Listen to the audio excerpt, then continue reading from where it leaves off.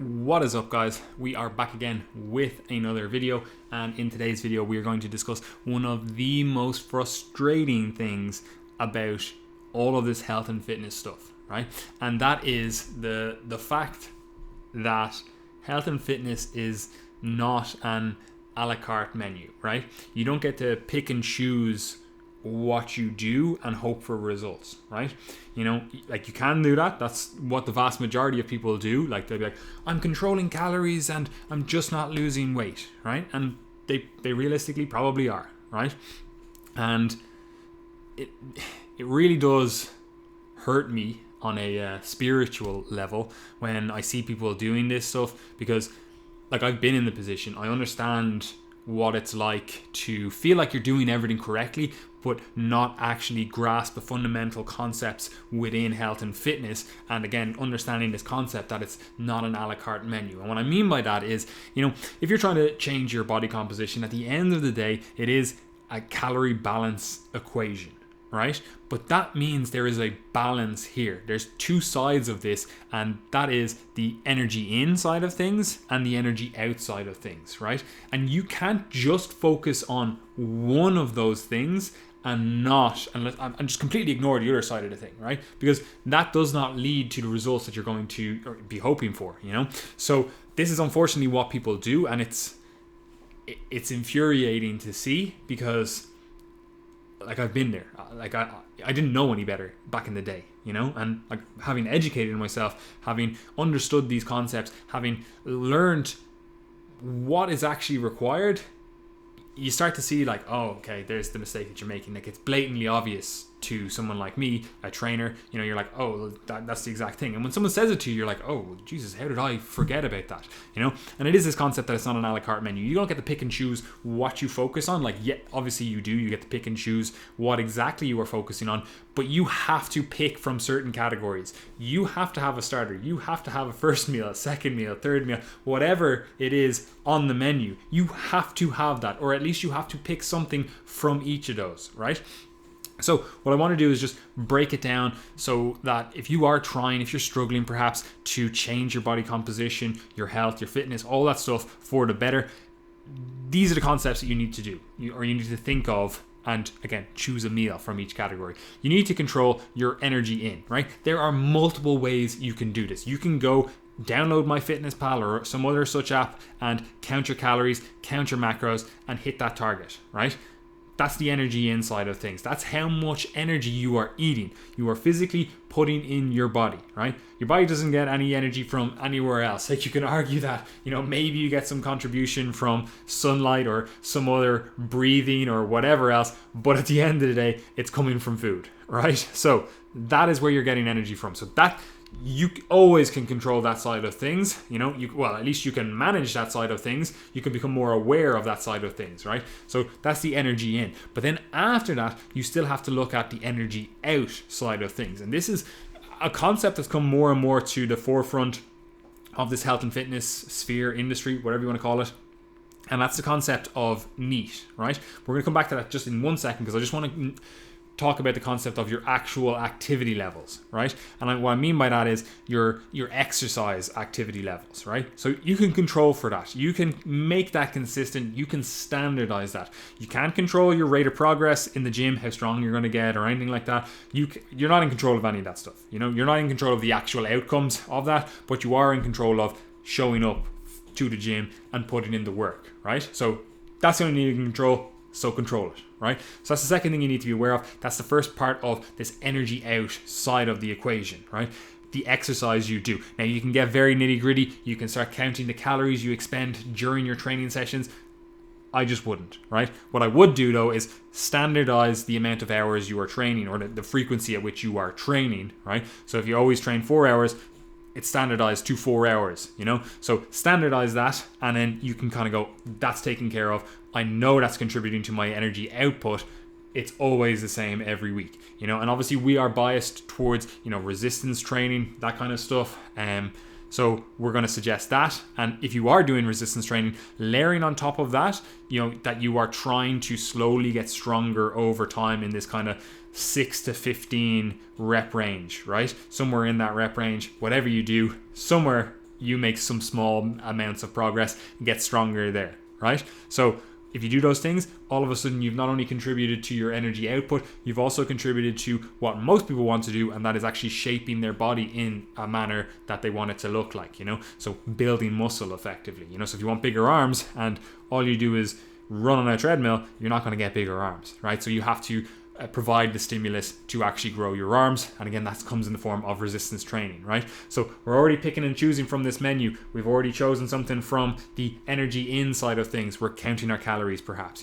Next thing then is our activity level. You have to do something. If you don't do anything, that's fine. It just has to be standardized, so that we know where our activity output is. That's part of the equation. The next thing then, and I mentioned it before, is this concept of NEAT, right? And this is your non-exercise activity thermogenesis, and this is effectively the calories you burn doing stuff like I'm doing here in this video, moving my hands, all that kind of stuff, fidgeting, moving around in general, right? So all of that stuff, that is a part of this whole equation. Okay, and if you manipulate one part of this equation, like you reduce your calories, unfortunately your body goes, I'm smarter than you, I'm going to reduce my output because you're not giving me enough calories to have extra energy to move around, right? So it reduces your output. All of a sudden you're like, oh, I was losing weight the first 2 weeks and now it's just come to a standstill. And this is because your metabolism, which is this contribution of NEAT, non-exercise activity thermogenesis, has gone down. Okay, and it's a very simple concept. Once someone points it out, like I said earlier on, I go, yeah, your activity levels are gone down. You used to fidget all the time, you're not fidgeting anymore. You used to be, relatively warm day to day, and all of a sudden you're cold. So all of these things, there are some metabolic adaptations that go on when you start manipulating this equation, because effectively you are manipulating your metabolism, right? So there's not a lot you can actually do in terms of managing the amount of fidgeting you do, right? That's like, it would be unreasonable to ask you to calculate how many times you move your arm in a day, right? It's just it's impossible, right? However, with the invention of like step trackers, pedometers, your phone does it, you can manage the amount of steps you do in a day. And this is somewhat of a proxy for your non-exercise activity thermogenesis, right? So you can calculate how many steps on average you are doing on a day-to-day basis, right? Depending on your job, that might be 1,000, that might be 4,000, that might be 15,000. Obviously, everyone's going to be different. However, what we can do is standardize that and use it as a tool to manipulate this calories in, calories out equation, right? So if you want to try to lose weight and normally you're just doing 4,000 steps per day, you could slowly, incrementally build that up and be doing 10,000 steps per day or 70,000 per week. You might have more time on the weekends or whatever, and all of a sudden you're like, oh, I'm still eating the same amount of calories, and now because I've started training and I've started tracking my NEAT, my steps, I'm losing weight, but I'm on the same amount of calories, right? And this is where people start selling you, trying to sell you these mad, like, oh, I'm a calorie wizard and all this kind of stuff, when in reality all they did was start standardizing these things. All they did was look at the menu and chose things for you without telling you that they were choosing things for you. These different courses, it's not an a la carte menu. You have to choose something from each of these courses and you have to eat it. And if you don't eat it, you don't look at it, you don't control it, you still have to pay for it at the end of the day, right? So this is something I just want you to kind of get into your head, that you have to look at all of the variables. You have to understand all of the variables if you are trying to manipulate your health, your body composition, your performance, right? And that obviously presents a problem for the average individual because you don't know all the variables. It's a simple matter of you don't know what you don't know, So if I'm saying, oh, here's the 5 courses that you must eat, it's almost like doing your taxes in America, say, where you have to do your taxes at the end of the year. The US government, the Internal Revenue Service, knows how much money you owe, but they don't tell you, and then you have to submit your money, and then they go, oh, you got that wrong, jail time, It's almost like that. There's no one there to be like, these are the exact things that you need to do. There are obviously basic principles that you can understand, and this is what we try to do on our site. We try to provide the information in a principle format so you can go, oh, there's that course, I need to choose from these high value, these courses. I need to just effectively choose something to manipulate that variable that they're saying plays into this, and all of a sudden results start to happen, right? So as I laid out there on this kind of calories in, calories out equation, you have the control over the food you put in. If you control the energy you put out, both in terms of the training you do and the non-exercise, activity you do, all of a sudden you start controlling the stuff that you can control.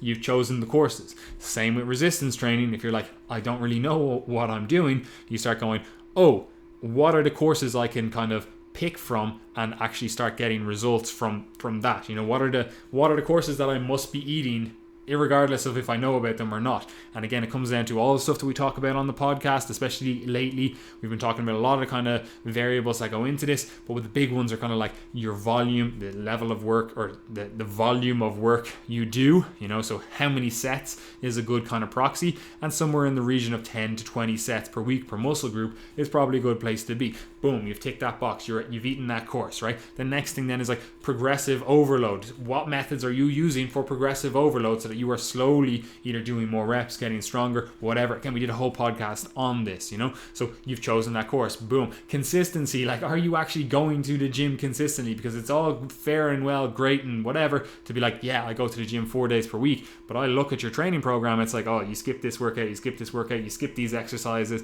you didn't go here, this is a lackluster session. Like, are you being consistent with what you are actually, saying you're doing? Because obviously that's a variable that you have to control. So once you start seeing all these things, it becomes blatantly obvious. So the key to effectively getting results is understanding these high value courses that you have to eat. You're not going to know everything. No one can know everything, right? And like, obviously all the information we provide, we're trying to cut down the kind of bullshit that you get exposed to and all that, but like, we still can't provide you with all the exact answers. Like, yes, we can give you the principles, boom, boom, boom, do these things, right? But you have to educate yourself. You have to understand that, oh, that is manipulating this variable, right? And we might say it, but that it's irregardless if it doesn't go into your head and you don't understand the basic principles, right? So this is why it is always good to focus on principles rather than methods, because once you know the principles that these things are working by,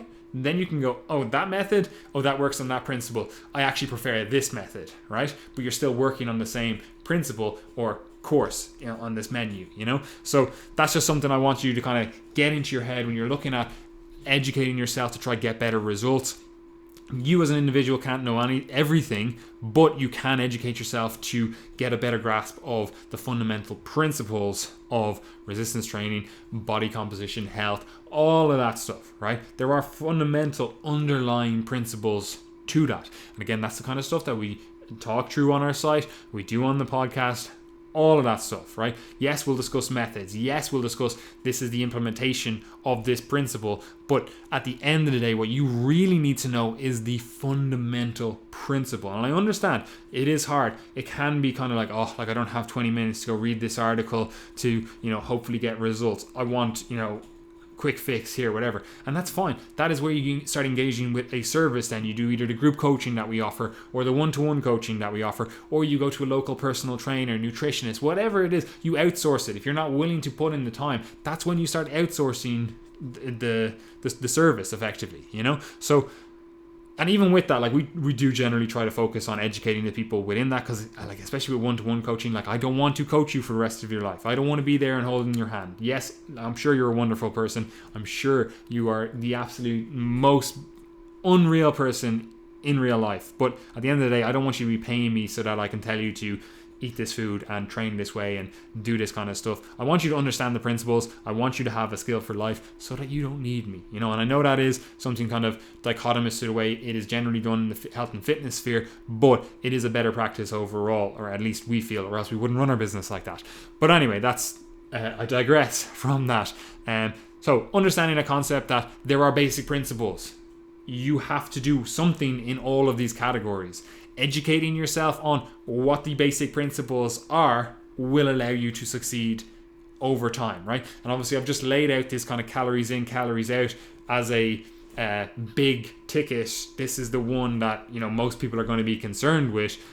Once you understand that, you start going, okay, so this is why I train. This is why I, track my steps. This is why I track my calories. Oh, okay, it's all making sense now because you understand the principles. But this applies to whatever you are doing within this. It could be the resistance training you're doing. Like, why are you progressively overloading? Like, what does that hit? Okay, you need to go understand the principle of that, And you go do that with all of the stuff, all of these things that you hear, you're like, what's the basic principle? What is that? What meal or what course is that hitting? Oh, that's dessert. That's the stuff that I don't really need to focus on. It's just the kind of cherry on top, you know. Or you're like, oh no, that's the main course. That's the stuff that's the big ticket. I need to do that, or results are just not going to happen. And understanding all that leads to better results. And this is again why we have our website and our free Facebook group. So if you're not in the free Facebook group, get in there. Anyway, I'm going to wrap this up because I am somewhat rambling. Anyway, I hope you enjoyed this. If you do have any questions, comments, issues, whatever, drop them below, and I look forward to reading them.